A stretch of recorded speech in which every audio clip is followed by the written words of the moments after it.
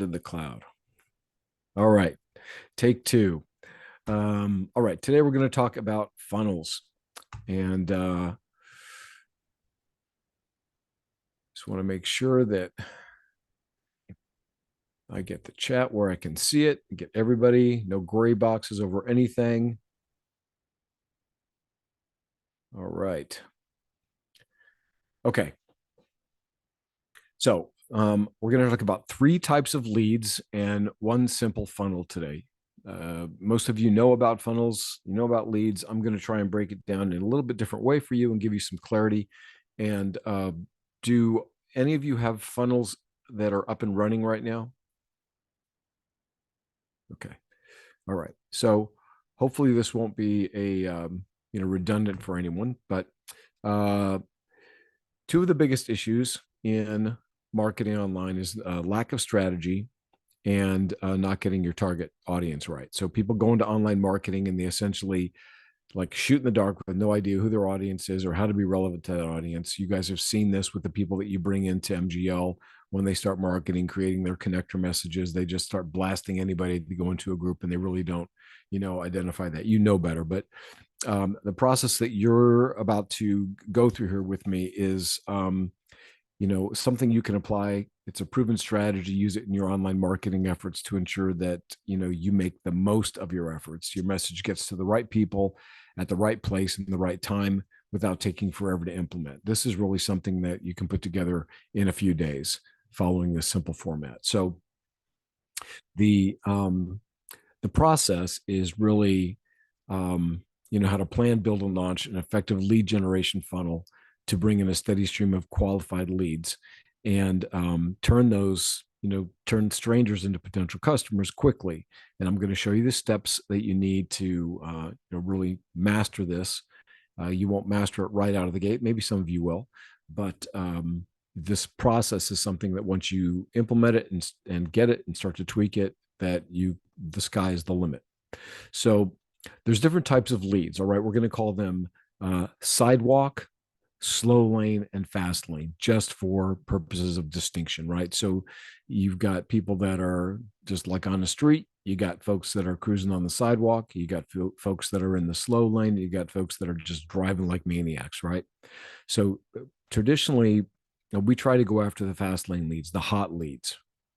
We want the most qualified prospects possible, but they only make up about 20% of the leads that you actually will generate. If you're going after, an audience, unless you really can dial in your market, you only 20%. It's like that whole 80-20 rule are going to be really hot leads, ready to go, ready to buy. And so the key thing to understand here is not everyone is ready to become an advocate or a client or a consumer.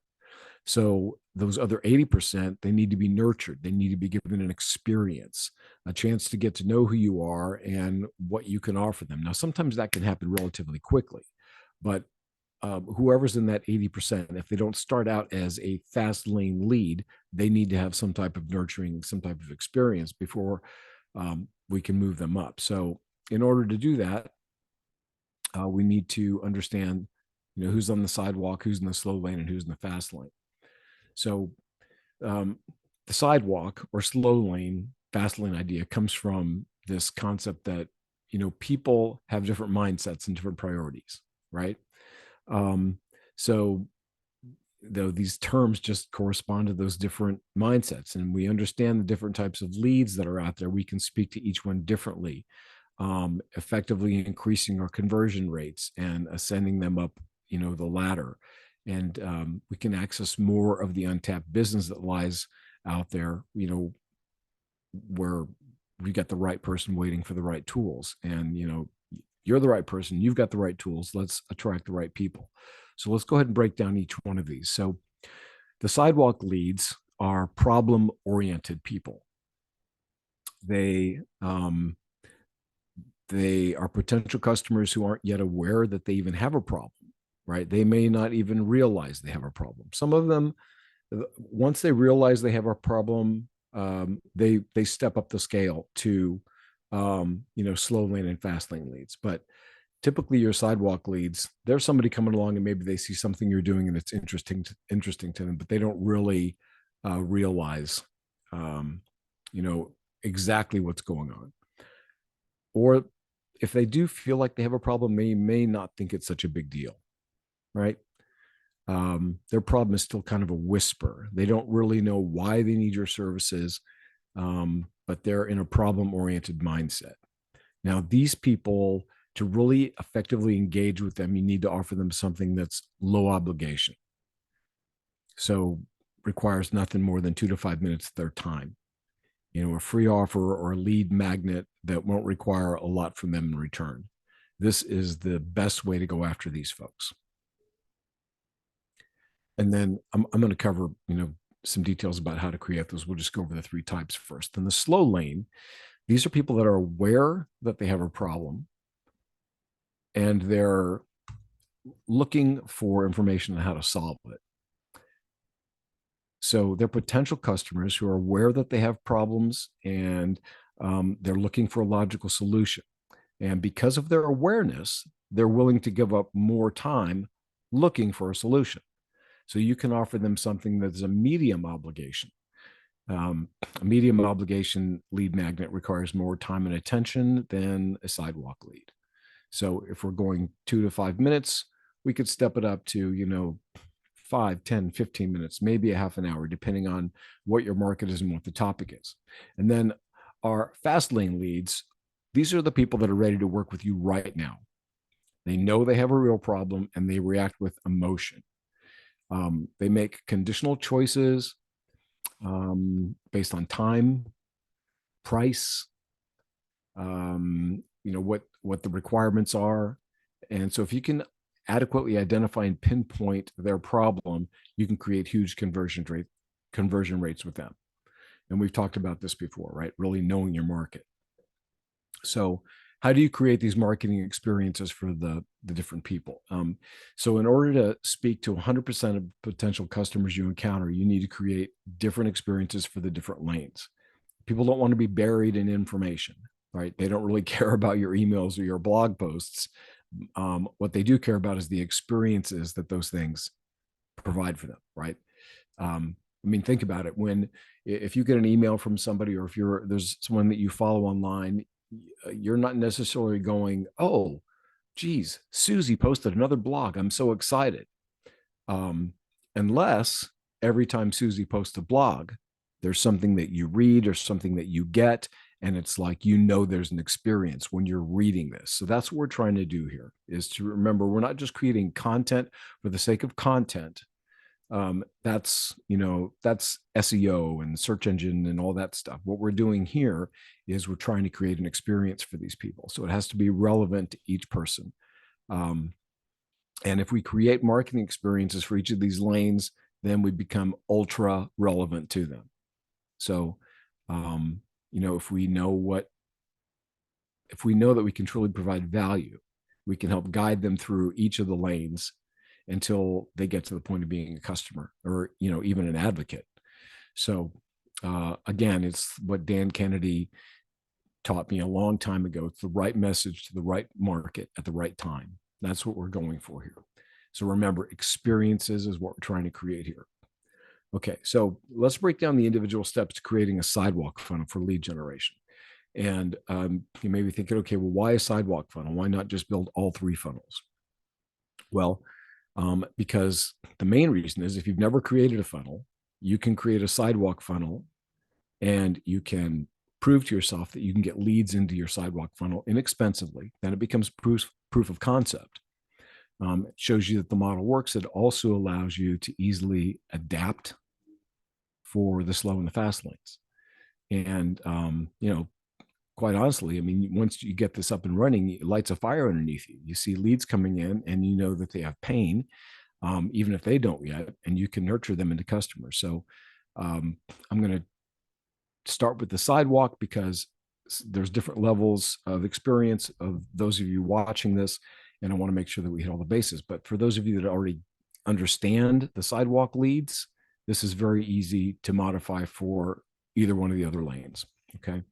Okay, so step one, obviously understanding the customer's pain point, right? You can't market to someone that you don't know. If you're not familiar with your customers and their needs, it's impossible to be relevant to them. So again, we have to identify and address their needs. So what pain or problem do you solve? This is for the majority of you here that are on live with me right now. This is foundational. You understand this. But think about, why do people buy your products? Or look at it reverse. What pain do you solve for your customers? So that's step one. Understand customer pain points, potential customer prospect. Okay. So how is that you do that? Well, you got to understand exactly what it is that you offer.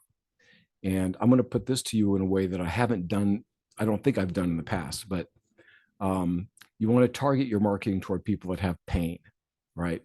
Realize that you have to present the outcome, not the product, and everything becomes much easier. So, for example, it would be really easy to say, I do online marketing. Lots of people do online marketing. Okay, that's not alleviating a specific pain. You could classify online marketing as a vitamin, but that's useful. It's useful information. Someone may be interested in the fact that you're an online marketer, but it's not compelling.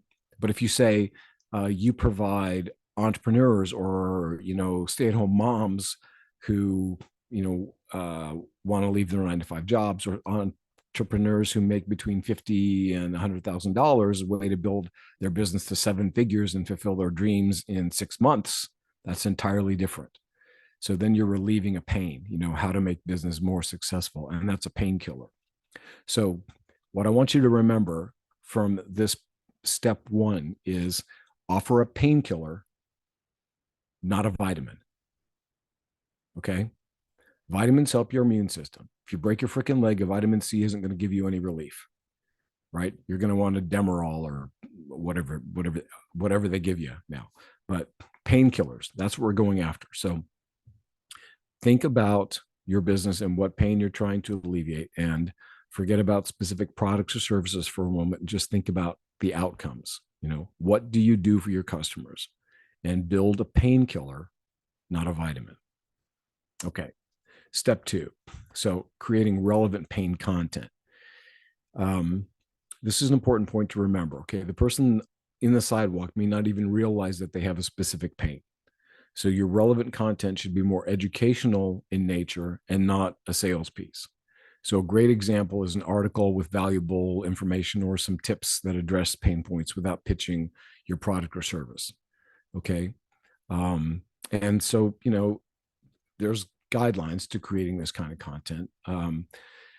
Articles under 1,000 words perform better, because remember, we're at this 2 to 5 minute kind of consumption. You don't want to give them a book. You want to provide relevant information and tips that can help them out. 1,000 words should be like the maximum you write on any subject for this audience. Any longer, and people probably won't read it. They'll download it and they're like, I'll get to this. And then it sits there. And we've all done that, right? Like, grabbed a lead magnet, said, oh, this looks great. Looked at it. It's got 29 pages, and like, oh, I'll have to find time to read that. And then 6 months later, as you're going through your download files, you see that thing and you're like, oh yeah, I got to read that. And then it sits there for another 6 months. So this happens. Get it relevant pain, easily consumable, make it attractive so the people actually get into it. 2 minutes is about all they're going to spend on your article, your website, your landing page. Anyway, so remember the offer. You can also use videos and audios, right? Because the offer is just about getting their attention and giving them something they can consume. And they may not, again, even be aware of what the real pain is, right? They may have some discomfort going on in their life, some frustration, and not really know what's causing it. For example, they're not getting things done, and maybe the real pain is that they're wasting their time on tasks that they shouldn't be spending their time on, and so they can't get things done, and but they're not really in touch with the pain is. The pain is stepping away from these things that they're turning to for comfort and to give them a sense of productivity, which are actually robbing them of productivity. Remember, your content must not be advanced.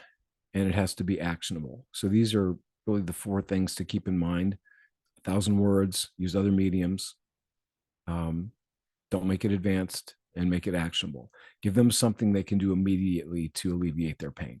Quick tips, any hacks or actionable content, things that helps build trust and credibility, because that way they can see that your tips are working right before their eyes. I saw a great example of this the other day with I think he's a naturopath, Dr. Good Feelings or Good Feller or something. I forget his name, but he was talking about, he started out with this video, and it was 3 minutes long. And what he said in the video was, I am a primary care doctor who got sick of seeing people suffer and decided to do something differently. The medical profession, trains people to, treat symptoms, and we don't treat the underlying cause, for example. And then he listed, like, for example, did you know if a person took turmeric, then it did this? Did you know you could, um, do this to eliminate stress? Did you, like, it was like he gave three really powerful, simple tips, which I can't remember right now to save my life. But when I was watching them, I was like, oh, that's so good. I got to remember that. I didn't, but it was a perfect example. And so Dee Dee says she saw him too. It was good. Yeah, I should have saved it as well. So, all right. Don't want to belabor that point. Step 3, creating your lead magnet. Okay. So for those of you that don't know, a lead magnet is a specific piece of content that helps alleviate a pain for your potential customer. And the difference between a lead magnet and the articles that you wrote in the previous step is that the person has to sign up to get the lead magnet. Okay. The tip could be something that is posted. It could be something that they click to go see on a web page. It doesn't have to be a lead capture device. This is simply something to get them interested in you. And that, so 1,000-word article at the end of it could have a call to action to get a lead magnet. If you enjoyed these 10 tips, I've created a, free report that, helps you blankety blank. If you enjoyed this video, I created a longer one. If you enjoyed this video, so, use that sidewalk piece, the pain point, where is it? The pain content, use that as a way to lead into your lead, to get them into your lead magnet. So ideas for your lead magnet: it's got to be low obligation. It should take less than 5 minutes for the potential customer to digest.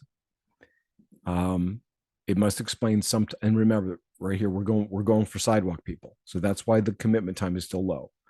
And as you scale up, you can use more complex lead magnets, but remember, this is for the sidewalk lead. It has to explain some type of idea, concept, or actionable piece of value. It should not include information about you or brag about what you do. Aside from some subtle branding, the lead magnet should be focused entirely on the customer's need, the customer's pain, the prospect's pain. Some great samples are quizzes and short assignments, tip sheets, short guides, 4 to 5 pages at most. Bottom line is just, it's got to be small. Something that's huge or high obligation will seem daunting to a sidewalk lead, and it'll turn them off, preventing them from seeing the value.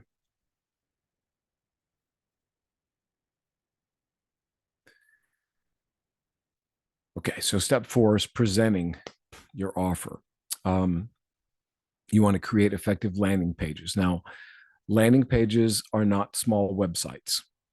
Okay, I just critiqued one from a world famous chef last week, the landing page for an event that she was doing, and couldn't understand why people weren't signing up. It's because across the top of it, she has like 5 different tabs, and all of these things that distract people from the main offer on the landing page. So just remember, they need to be focused. Okay, while they can sit in for websites, they're meant to be to feature a single offer, not your entire business. So my encouragement to you is, when you create a landing page, Um, do not create that on your site where they can go to a bunch of other places. All right.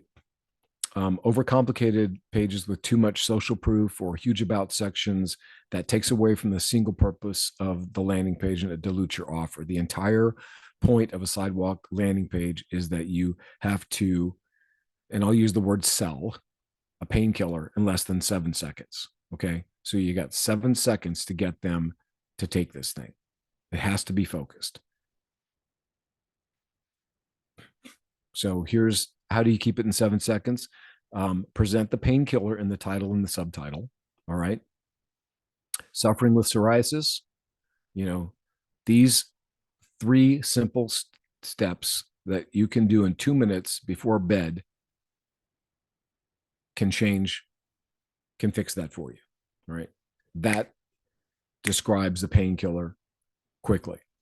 And it should provide a tease of social proof, Um, so over 350 people just this month have used this with great results. It should also provide social proof of your company and brand and what they'll receive. Again, small snippets. Don't ask for too much information. Remember, sidewalk leads want low obligation. So this, I wouldn't be a place to ask for their address. You might go for email. You might go for phone number, either or. Again, you can test these things because really none of this, there is no such thing as a silver bullet in marketing. All right. Sometimes we put things out there with name and email address and it works great. And other times it doesn't. Sometimes we put name, email address, and phone number. It works great. Other times it doesn't. So you have to test these things. There's no such thing as a silver bullet. Did everybody get that slide right there? Okay. So then creating the audience. All right. Now, this is some of this is going to be a little more advanced, but you'll eventually everyone will get here. So you want to utilize social media. Obviously, you use your connector, you use the all of the tools within MGL. You can also use paid advertising. Utilizing pixels, if you can do that, is great. And eventually you'll get up to that. If you don't know what that is, just Google the phrase, what is a tracking pixel? And, you'll find plenty of videos and information on how to, what that is and how to use it. But creating audiences can be done many ways. So let's focus on social media and even paid advertising for right now, because those are the two most likely ones that you guys will use. And again, if you can invest the time to learn how to use pixels, which are really, they're just like little images or little pieces of code. They go into your website and they allow you to follow up with people who have visited specific pages on your site, blog posts, emails, and they're done through social media platforms, Google, email marketing. Okay, so does everyone understand pixels and all that stuff works, right? Like 500 people visit a particular blog post, you now have 500 people that are pixeled. Okay, great. So, uh, when you create the audience, you are looking to you've given them content which has addressed their pain, solved their problem, and now you've created some upfront value for them. People who are interested, like a very small percentage, 2 to 12% of them, pretty much convert into leads, right on that second page, that capture page. But this allows you to build an initial audience for your business. If you're using Facebook, if you're going to pay for ads, you can look at the audience insights. Their insights are now available on just about every platform that you use, every social media platform. They're in all of the email clients, MailChimp, Aweber, whatever you're using. That functionality allows you to actually target sub niches and break your audience up based on location. Lots of different options that'll allow you to target people and break them into little buckets where you can market. let's talk about some of the benefits of this retargeting with using pixels. So it allows you to follow people who already see you as relevant with content they can use. And if you're paying, your cost per click is smaller because of your increased relevancy score, which is a Facebook thing. The conversion rate on your landing page is also much higher once you are retargeting people with pixels. So the audience that you create through Facebook or any other method, and then send to the landing page with your lead magnet, these people all should be retargeted. Now, if you don't use pixels, but you are using email, one of the ways to retarget these people is to look at clicks. So if you're bringing somebody to a landing page and they're clicking a link in your email to get there, but you notice that they don't opt into that page or they don't take the offer, you can target them with a different email, right? The benefits of retargeting, obviously are you keep getting in front of the person. You know that they've already raised their hand about something, so now you want to either present that offer to them a second time or a different offer that is in line with the first thing that they with whatever their primary pain point is, right? If you're paying for these leads, retargeting is really great because it increases conversion, it decreases your lead cost, and most people do not take action the first time. So whether you're going to use free strategies or whether you move into using paid advertising and pixels, the nurturing steps are really the same, right? You want to start first of all with email marketing. And there's 4 types of email marketing that you want to use to guide this customer through your process: value, story, authority, and relationship building. Okay, so the value email is basically talks about content that is going to help them with whatever their problem is. Okay, they walk away from that feeling like, okay, I've got useful information I can apply right now. Story emails can be about your life, somebody else's life, another customer, a typical avatar, something that they can relate to. It could be like what I talked about on Tuesday when you take a story of something that happened in history, you make someone else a culprit, you make somebody else responsible, and then you weave that in. That can be your story emails can take any of those forms. Authority emails are really to establish your credibility and why you have the right to talk about these things or what you've done to earn the right to help them, to educate them, to counsel them, to serve them. And then relationship building, this is really just about creating the know, like, and trust thing with folks. So this can be something like sending out emails and asking for their feedback. It could be sending out something like a joke. It could be telling a quick little, just a second, I'm sorry.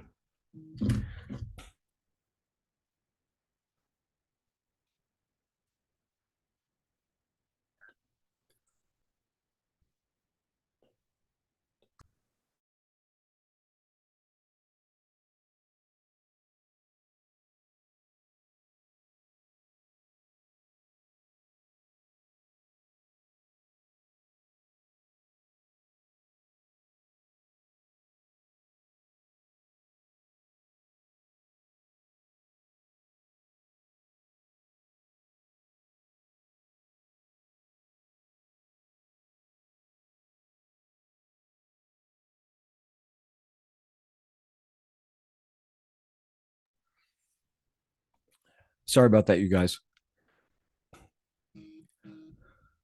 One of my sons is calling me like relentlessly.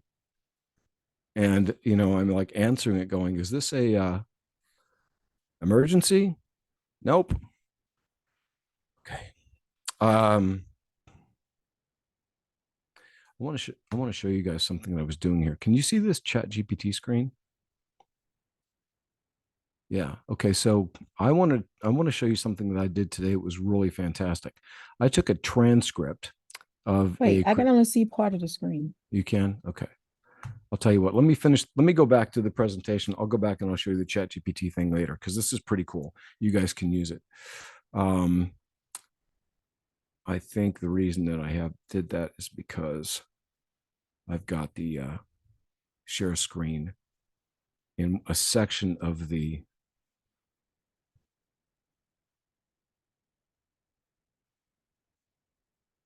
presentation so that I can see the chat boxes and everything else. All right. Get back to normal here in a second, everyone. Sorry about that.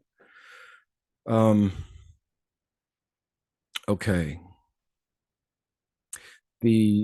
So for these emails, I recommend that you do 10 to 12 for a sidewalk lead.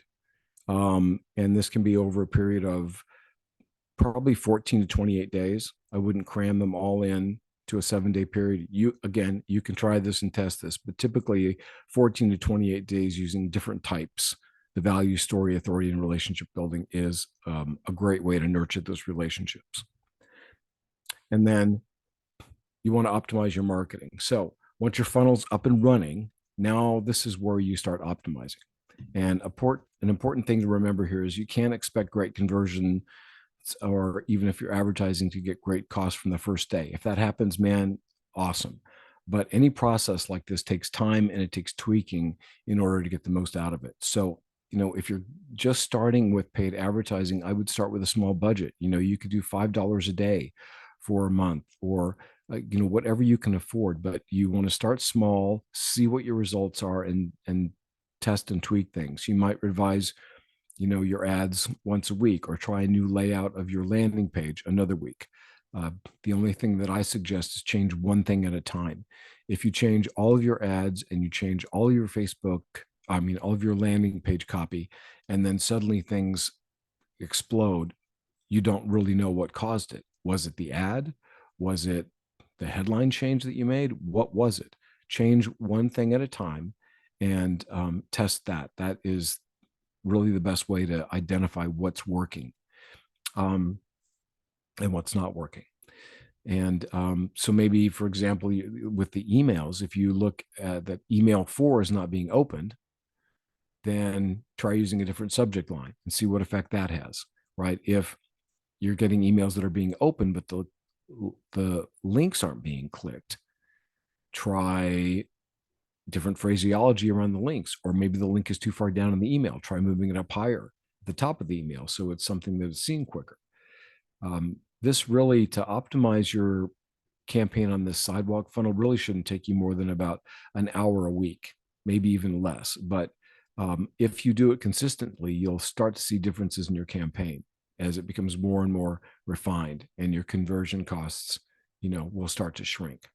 So remember, continuous improvement and data analysis. It's simple. Collect the data, revise, repeat, and just keep going until you get, just keep improving your results. So the funnel I just walked you through is based on bringing in, obviously, strangers through the process of being potential qualified leads, right? The biggest issue facing most of business owners and entrepreneurs is that we just get stuck starting. Okay. So I don't want you guys to get stuck. It's important that you actually implement and get moving right away. So I would encourage you to go through these steps and, just come up with your ideas. What is the simple thing that you can do for someone who is on the sidewalk or whatever process you are in with your leads, and put something together. Make a plan for yourself, set a deadline and a goal for yourself. I'm going to get this done, between now and the 1st of January, or maybe you can do it quicker. Whatever that timeline is, I would just encourage each one of you to put this process together, put it into place, and actually start using it. I think it'll make a really big difference.